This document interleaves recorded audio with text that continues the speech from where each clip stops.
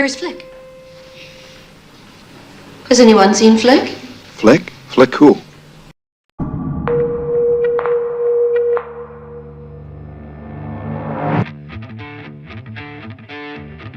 What does the world look like to someone who is visually impaired? Yes, tell us all what you see. What do you see? What do you see? Tell us what is right, what is wrong, what is art, what is vision.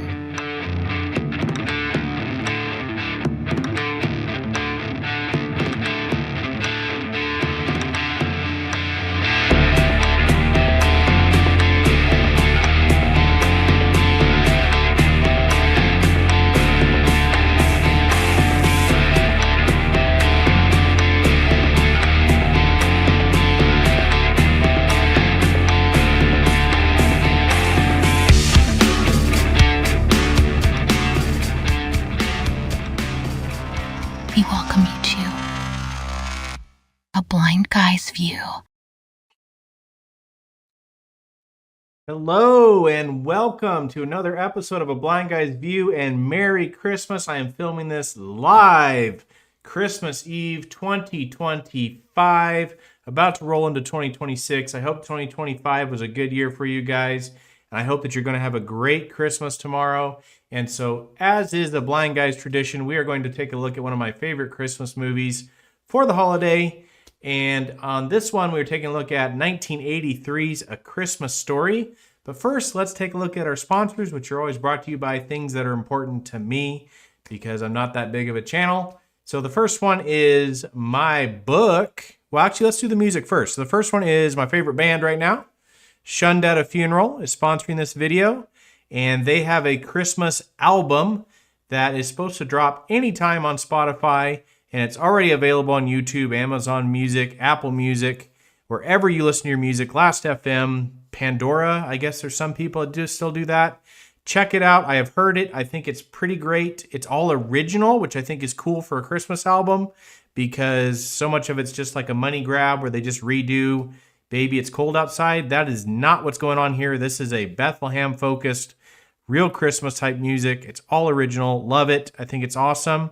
And I had a couple little things to do with helping make it. So hope you guys check that out. And then the other thing that is brought to you today, let's see if I can bring it up here, is my book, The Epic Book of Christmas, which just came out. I do not have a physical copy, so that's why you're looking at the promotional here.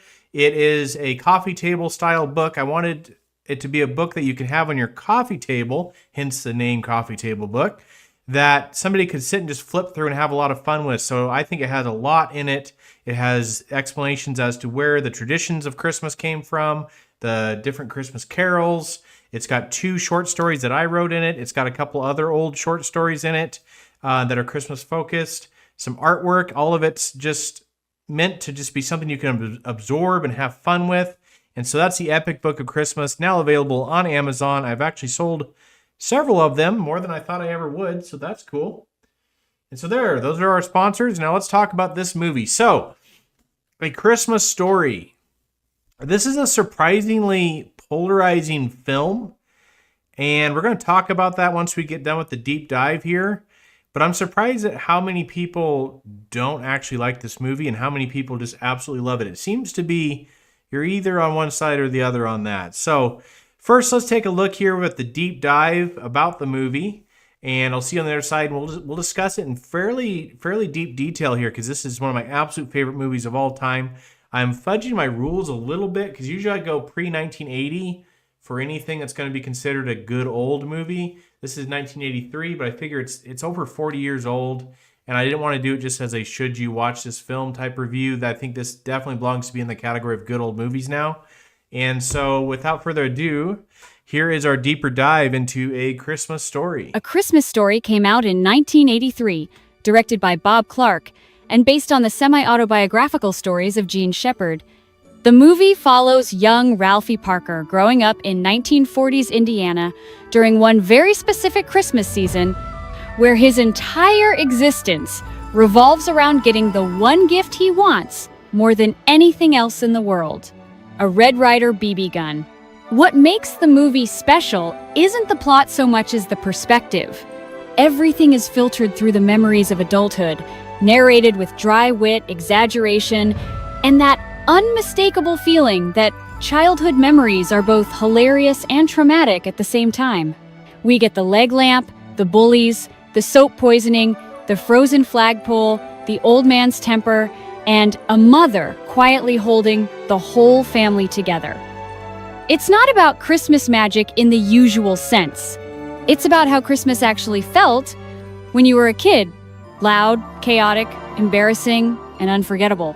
When A Christmas Story first hit theaters, it didn't exactly explode at the box office. It performed modestly, reviewed fairly well, and then quietly moved on. Nobody involved could have predicted what came next. Over the years, television reruns turned it into something bigger than a movie. By the late 1990s, it had become a holiday institution, helped massively by 24-hour marathon airings that turned casual viewers into annual participants. The movie slowly transformed from that funny Christmas film into a shared cultural ritual. Quotes like, "You'll shoot your eye out," "Fragile," and "I triple dog dare you" became permanent fixtures of American pop culture. Today, it's widely considered one of the most rewatchable Christmas movies ever made, not because it's flashy, but because it feels honest. It understands family dysfunction, childhood obsession, and how memory softens everything just enough to make it funny instead of painful. There's no shortage of fun trivia surrounding the film either. Director Bob Clark had already proven he could handle holiday material, having made the much darker Christmas horror film Black Christmas back in 1974, a sharp tonal contrast that surprises a lot of people. The house used for the Parker family still exists in Cleveland and has been turned into a museum. The leg lamp was never meant to become iconic, yet it's now one of the most recognizable props in movie history. Peter Billingsley, who played Ralphie, didn't disappear either. He later worked behind the scenes in Hollywood and remained close with several cast members.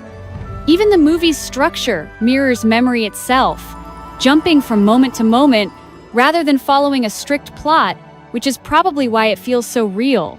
In the end, A Christmas Story endures because it doesn't try to sell you Christmas perfection. It sells you Christmas truth, awkward, loud, loving, and slightly unhinged. That's why we keep coming back to it. That's your closer look at A Christmas Story from a blind guy's view. Okay, so there's your deeper dive there. Before we move on, I just want to say if you guys enjoy what I'm doing here, if you like and subscribe, that makes a huge difference. We're actually getting really close to being able to be monetized, which would be awesome. And so if we do reach that point, I'll do something special, maybe something stupid, like eat something spicy on camera or something. I'll think of something for you guys. But yeah, on the channel, we talk about primarily classic movies, a lot of other topics, maybe like movies, or I like creepy things like that. So if I find it interesting, I'll make a video about it. But primarily, we focus on older movies and just making sure that they stay in people's minds and that they don't become lost to time. Big TCM fan, even though I think sometimes they're kind of wackos on there, but I do like their programming quite a bit. Again, so let's talk about this movie. We're just going to hang out for a while here and talk about it. Treat it pretty informal tonight because it's Christmas Eve. I've got a bourbon and my Santa hat on, got my red lights going. So, A Christmas Story. Let's talk off first about what... So the movie, when it first came out, as it said in the deep dive, it was somewhat popular, but it did go away for a while. And then when TBS and TNT started running their 24-hour marathons, which they have both done, I don't think at the same time, but they have both definitely done that, that made people start realizing this movie is a bit different than it was marketed. And I think that's one of the problems, was that it was marketed. If you go back and watch the original trailer, it's almost marketed like more of a slapstick style comedy, almost like a National Lampoon style, which I'm not a fan of that movie. Sorry, you won't see it on this channel unless I'm telling you not to watch it. But You know, there's a scene in National Lampoon where he's in the attic and he's stepping on boards and they're flying up and hit him in the face. And it almost looks like this movie was marketed as one of those types of movies, and it's really not. It has some goofy moments in it, but I just think it's a far more sophisticated comedy than that. And so I think that's one of the issues that why it wasn't as popular when it first came out.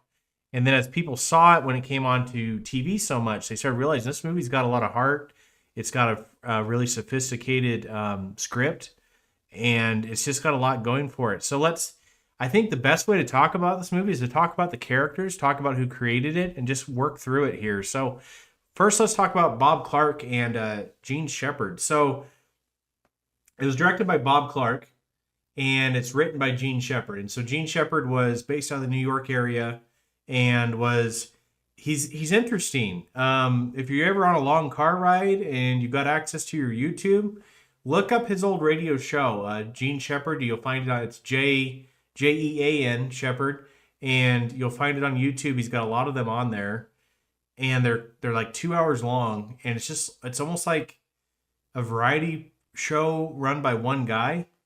He has all kinds of little stories and things that he does, and I guess he did it all himself, all the sound and everything.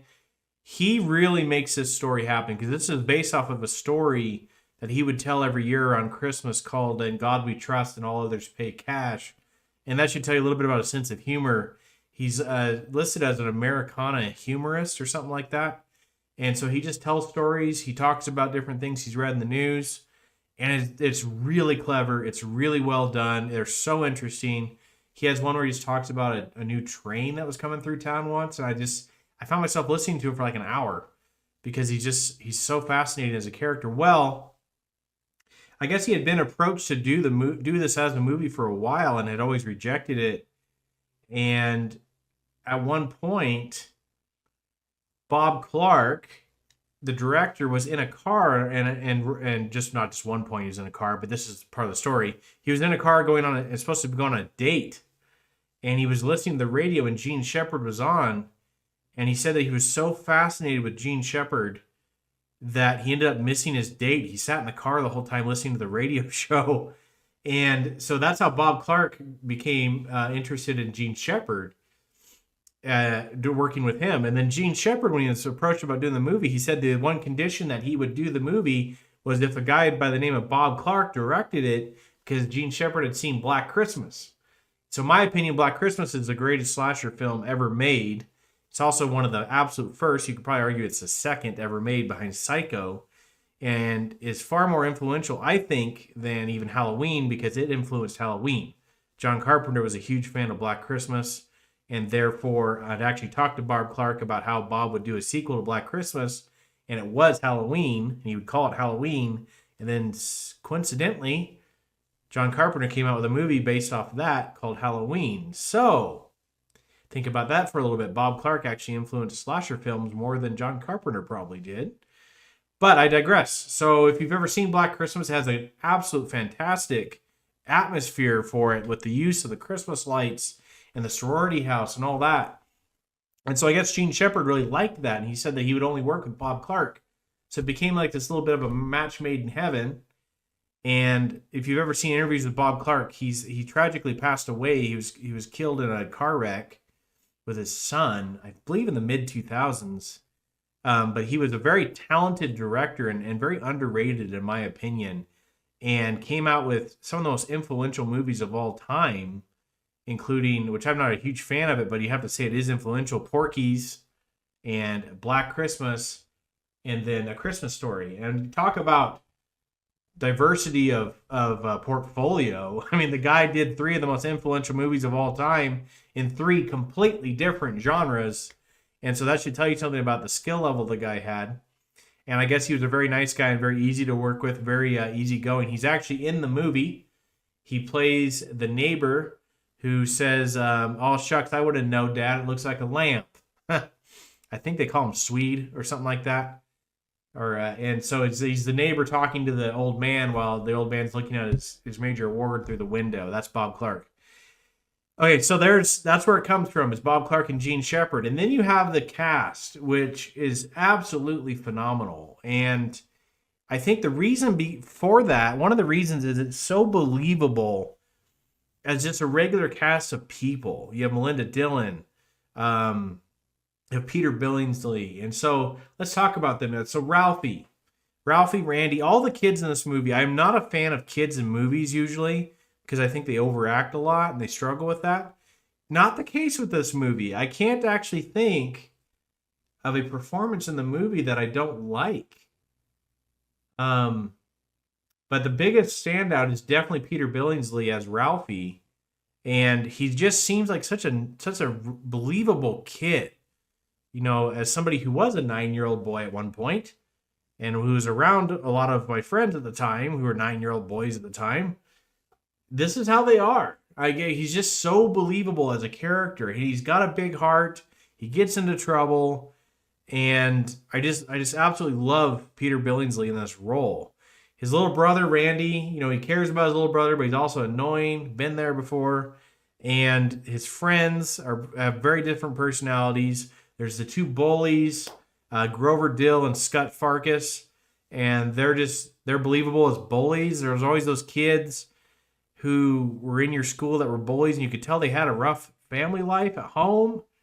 But still, they were just jerks when it came down to it. So it didn't excuse them being bullies, but they just always was the case. And I love in the movie when Ralphie actually knocks down. He's on top of Scut Farkas, beating up Scut Farkas, and then he knocks down Grover Dill. And what's Grover Dill's response? I'm gonna go tell my dad, which is like always the response of a bully when he gets challenged. Just things like that just make it so great as a film. Another thing it has going for it is the mom. Melinda Dillon is a mom. As somebody who's very close to my own mother, she's so believable as a mom. And this is one of the things that I absolutely hated about there was a TV remake of this that had Matthew Broderick in it that came out a few years ago, like maybe 2017 or 18, I think. I hated it. Absolutely hated it. I think it missed the entire point of this movie. That the mom in this movie does not hate being a wife and being a mom. She does not. That is completely missing the point. And they made the mom, like, in the remake, like, long to be out in the workforce, and she's stuck at home watching her kids. And that is not the case with this movie that takes place in the 1940s. The mom in this loves being a mom. She loves being a wife.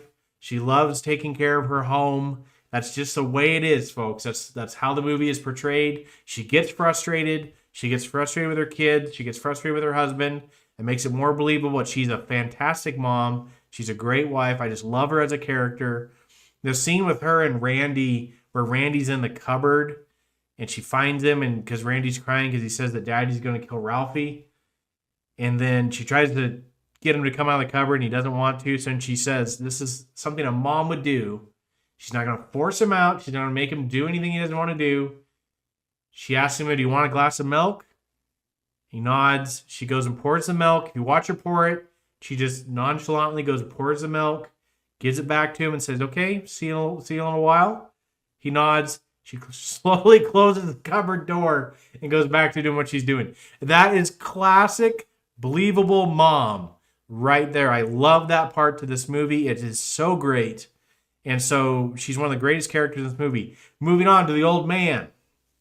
And so Darren, that's the actor's name. He reminds me of my grandpa more than my dad, but my grandpa as a dad, I think, would have been very similar to the old man in this movie. That's what he's just called, is the old man. We don't ever get his name. And he's crusty. He's a bit of a curmudgeon, but he's not as tough as you might think, or as his exterior might indicate. He's got a big heart, and this is something that my grandpa does, who's 93. Hi, Grandpa. Hi, Granddad. If you're watching this, he gets excited about things that he's passionate about. And so the old man does that too. He reads his paper. He gets his major award. He bowling, going out to dinner. He's he's an interesting character. And so here's a spoiler alert. If you haven't seen this movie, I can't believe you haven't seen it, so I'm just going to do spoilers anyways. But the whole point of the movie is Randy wants the BB gun, which the movie's very loosely set together. I mean, it tells a story through about a week or maybe 10 days before Christmas. But one of the themes is that he wants this BB gun in the story because it's not like super driving the plot as much, but he's thought of ways of trying to get this BB gun. So he asks his mom, and then he asks it for an essay in class, and then he asks Santa Claus, and he's just been told the whole time they'll shoot his eye out. And so what the neat thing is you figure he's going to get it, but then it looks like he's not going to get it. And then it subverts your expectations because it's his dad that gets it for him. The one person he has not asked for it from the entire time is the one that gets it for him. And I think it's so fantastic as a storytelling device. And it shows that his dad was actually paying attention. You don't think he is throughout the movie. And so just the characters in this movie are just so great. Miss Shields, they call her Miss Shields. The teacher is so believable as a teacher. So there's nothing I really dislike about the movie. I just think it's one of the classic films that came out, and it's never been replicated as a film. There are Christmas movies I think are probably better. It's a Wonderful Life, things like that. But as a movie, this one would be on my Mount Rushmore. It would be on my Christmas Mount Rushmore. I can think of 3 films right now that'd be on there. And I'd have to think about the 4th. And the comments, actually, if you guys are still watching, let me know. I always like hearing from you guys. Let me know what would be on your Christmas movie Mount Rushmore. So 4 films that you think should be on the Christmas Mount Rushmore. This would be on mine. It's a Wonderful Life, Muppet Christmas Carol. And then the 4th one would probably be Holiday Affair with Janet Leigh. I really like that movie for some reason. I don't think it's quite as well made as the other 3, but there's just something about it I really like. And so I'd probably put that one on there. And then what else works for this movie is the fact that you have an adult telling the story. And so he's telling the story from the perspective of a 9-year-old, but using grown-up words. That really works for this story. You know, and Gene Shepard's famous for this huge vocabulary. And so the movie has things like bacchanalia, zenith, unbridled avarice, things like that are just fun. They make it really quotable. But it's not told with a 9-year-old vocabulary. It's told with an adult vocabulary. And I think that really works because we're in his head. I don't typically like movies with narration over the top of them. It works pretty well in some of the film noirs. I like it in Sandlot, and I like it in this. I think it works in those movies. I do not like it in Platoon. Whoever thought that Charlie Sheen could be a good narrator for a movie just didn't understand it. Probably Oliver Stone probably thought that. But for certain movies, it really works. And this is one of the movies I think it works the best in is A Christmas Story. Because it makes the movie, if you took the narration out, it just wouldn't quite work. So I'm just trying to think if there's anything else that I don't like about the movie.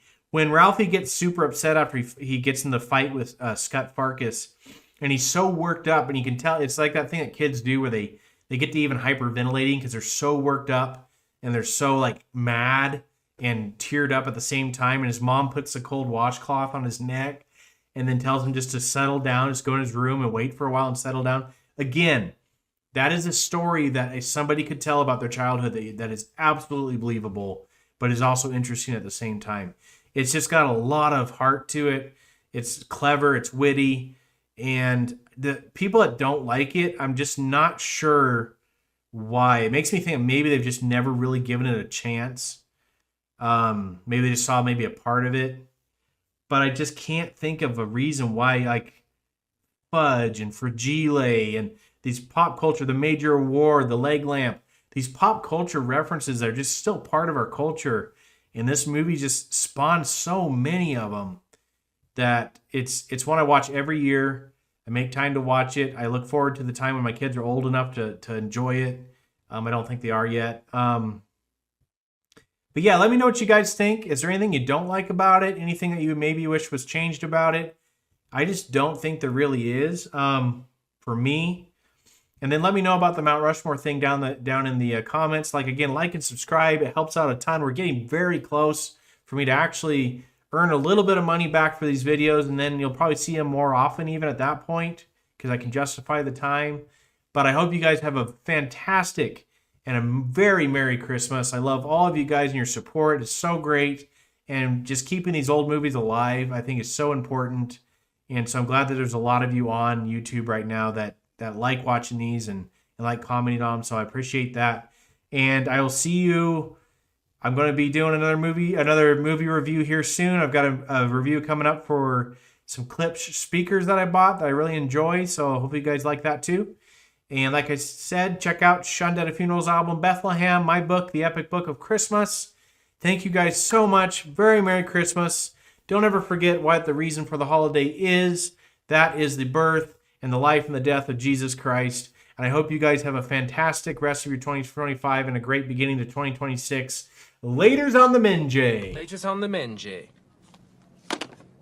Night, stories written, pages bright, by his books enjoy the sight. Oh, a blind guy's calling, hear his view, trivia tells and insights true, movies, myths and books to choose, raise your glass to a blind guy's view. Where's Flick? Has anyone seen Flick? Flick? Flick who?